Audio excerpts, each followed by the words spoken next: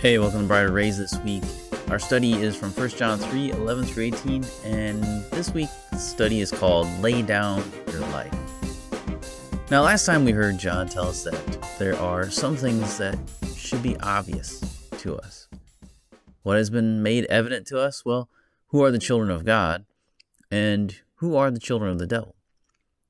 That's been made evident to us. If we aren't seeing it, it's not because God hasn't made it plain to us. It's all right there in front of us to see. We just have to trust what he says, what we see. We just have to have faith. We have to believe that Scripture is sufficient. If it's saying that, then we have to believe it. If we don't, then we'll miss the obvious. We're told that the children of God practice righteousness. They don't make a practice of sinning. There you go. John says, look at a person's actions. Are they doing righteous things?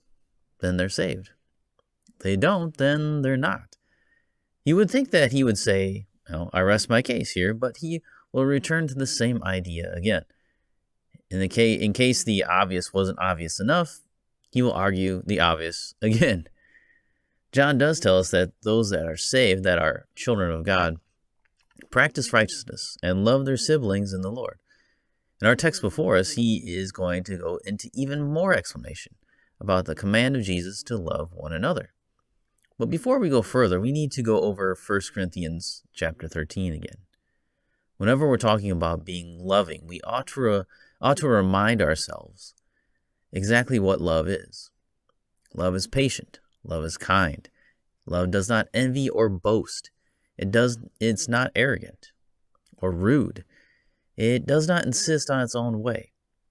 It's not irritable or resentful. It does not rejoice at wrongdoing, but rejoices with the truth. Love bears all things, believes all things, hopes all things, endures all things. Love never ends.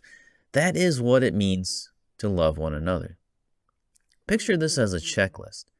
As you're going down the list, you must check off all the boxes. If you miss one, what you have cannot be called love biblically. It's missing an attribute of what makes a thing love in the first place. So if you miss one, what you have is not biblical love. Now, Satan, the world, might call it love, but God would not call it love. He calls it hate. You could have everything on the list, but if you are keeping a record of wrong, then you're hating that person. One misattribute will spoil everything. Satan loves to play that game, but we must not be deceived. Love is what God calls love, not what we want to make love into. It must have all its attributes, or it's not truly love. It's like God in that way. God is love, but God is all of his attributes together. You cannot separate God and his attributes.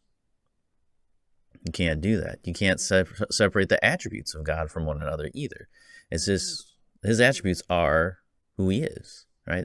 He's God. You take one away or ignore one, then you're losing who God is.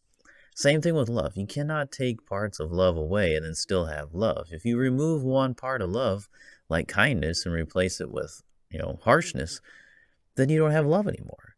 If you remove keeping record of wrong and say that you do keep record of wrong, well, then you don't love anymore. So what you're saying is that you love, but you don't really actually love.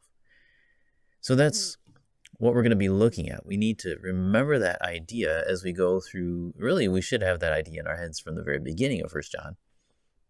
But especially when we're talking about loving our brothers, what God did is how he loved us, how Jesus loved us. We have to keep that idea of the definition of love, God's definition. And we have to keep that in mind as we go through this. We cannot replace it with something that's not what he says it is. If we do that, then we can read all kinds of stuff into this. We can play games. We can create gray areas where there's not gray areas and end up destroying what we're talking about. So we must acknowledge all of his attributes, or we're worshiping a God who's different. And the same thing with love. If we're going to worship God, we need all of God's attributes. If we're going to say we're loving, we need all of the attributes of love to be there in order to be love. Otherwise, Jesus makes the case it's hatred. You really are hating these people. So that's where we're going with, that's where we're heading this week as we go through this part of 1 John chapter 3.